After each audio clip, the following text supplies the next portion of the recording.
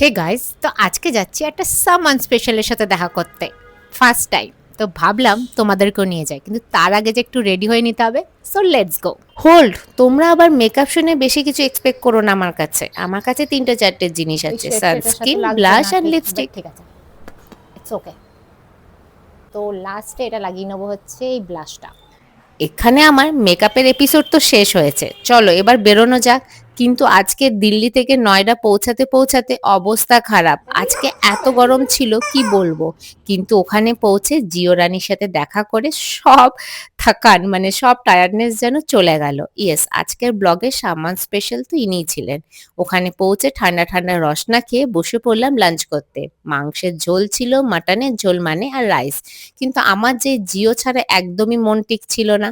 জিওর সাথে খেলতে খেলতে বিকাল হয়ে যাওয়াতে আমরা সবাই মিলে আবার কফি নিয়ে বসে পড়লাম। আর জানো তো, আমাদের জিও আবার ইন্টারমিটেন্ট ফাস্টিং করে।